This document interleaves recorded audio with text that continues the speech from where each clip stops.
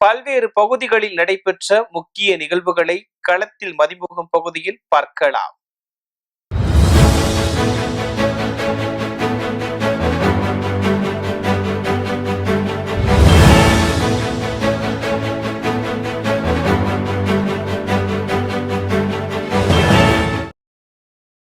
ராணிப்பேட்டை கால்நடை மருந்தகத்தில் கால்நடை பராமரிப்புத்துறை சார்பில் 40 பயனாளிகளுக்கு தலா 25,936 ரூபாய் மதிப்பீட்டிலான புல் நறுக்கும் கருவிகளை வழங்கும் நிகழ்ச்சி நடைபெற்றது.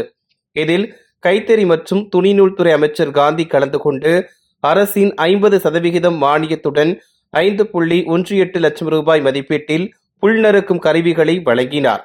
இந்நிகழ்ச்சியில் மாவட்ட ஆட்சியர் சந்திரகலா, ஆற்காடு சட்டமன்ற உறுப்பினர் ஈஸ்வரப்பன் ஆகியோர் கலந்து கொண்டனர்.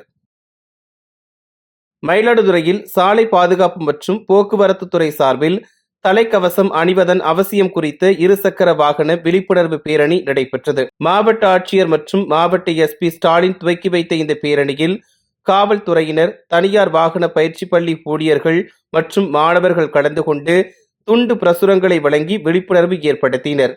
முன்னதாக ஹெல்மெட் அணிந்து வந்தவர்களுக்கு சால்வை அணிவித்து பாராட்டு தெரிவிக்கப்பட்டது.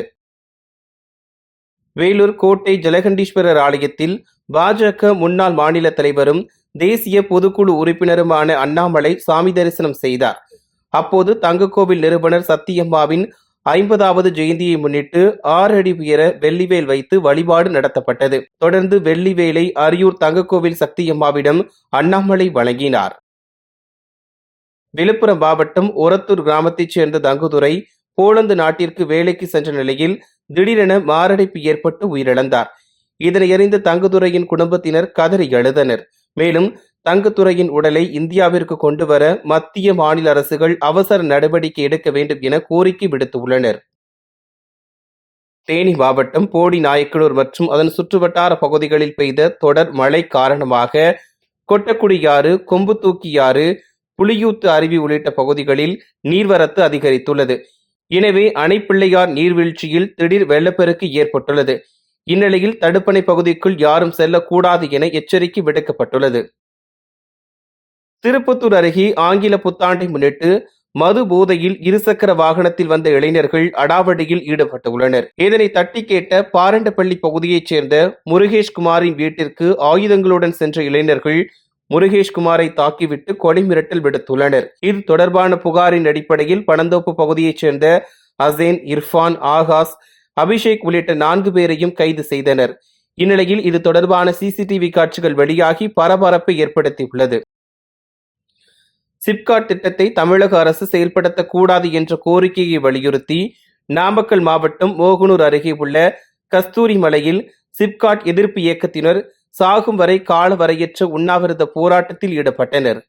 அவர் பொறுப்பேற்ற காலத்தில் இருந்து 5 வருடங்களாக சம்பந்தப்பட்ட விவசாயிகளுக்கு ஏற்பட்ட பிரச்சனையை ஒன்றை கூட தமிழக முதல்வர் விவசாயிகளை அழைத்து பேசவில்லை. இது மிக பெரிய வருத்தமாக உள்ளது. ஆகவே நாங்கள் எங்களுடைய இனங்களை பறிபோவதை நாங்கள் வேறு இடத்தில் சென்று எங்களால் விவசாயம் செய்ய முடியாத சூழ்நிலை ஏற்பட்டுள்ளது. ஆகவே எங்களுடைய உயிரை மாய்த்திக் கொள்வதை தவிர வேறு வழி இல்லை என்று இன்று முதல் சாகு வரை உண்ணாவிரத போராட்டத்தை துவக்கியுள்ளோம். இந்த போராட்டத்திற்கு தமிழகத்தில் இருக்கின்ற பல்வேறு கட்சிகள் தொடர்ந்து ஆதரவு அளித்து வருகின்றன. இன்று கூட முன்னாள் நாமக்கல் சட்டமன்ற உறுப்பினர் KPP பாஸ்கர் எங்களுக்கு ஆதரவு தெரிவித்துள்ளார். மற்ற சட்டமன்ற உறுப்பினர்கள், பல்வேறு மாநில அமைப்பைச் சேர்ந்த விவசாய சங்கங்கள் நாளை மறுநாள் வருகை தர உள்ளார்கள். ஆகவே எங்களுடைய சிப்காட் திட்டம் ரத்து செய்யப்படும் வரை எங்களுடைய சாகு வரை உண்ணாவிரத போராட்டம் தொடரும். திருப்பூர் மாநகராட்சிக்குட்பட்ட காந்திநகர் பகுதியில் மழை போல் தேங்கி கிடக்கும் குப்பையில் திடீரென தீப்பற்றி எரிந்ததால் அப்பகுதி முழுவதும் புகை மூட்டம் சூழ்ந்தது. தொடர்ந்து தீயை அணைப்பதற்காக வந்த மாநகராட்சி வாகனத்தை சிறைப்பிடித்த பொதுமக்கள் மாநகராட்சி அதிகாரிகளிடம் வாக்குவாதத்தில் ஈடுபட்டனர். மேலும் குப்பைகளை முழுவதுமாக அகற்ற வேண்டும் என வலியுறுத்தினர்.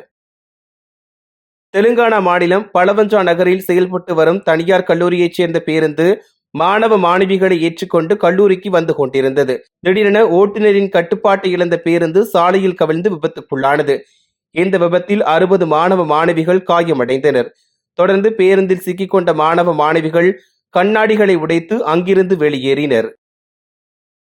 திருவண்ணாமலை மாவட்டம் மாம்பாக்கம் கிராமத்தைச் சேர்ந்த ஏசுதுரை என்ற இளைஞரும் அதே பகுதியைச் சேர்ந்த ITI மாணவன் தர்ஷன் ஆகிய இருவரும் சேர்ந்து இருசக்கர வாகனத்தில் பட்டாக்கத்தியுடன் ரீல்ஸ் எடுத்து வெளியிட்டுள்ளனர். இந்த வீடியோ சமூக வலைதளங்களில் பரவியதை தொடர்ந்து ஐடிஐ படிக்கும் மாணவன் தர்ஷனை கைது செய்த போலீசார் இயேசுதுரையை தீவிரமாக தேடி வருகின்றனர்.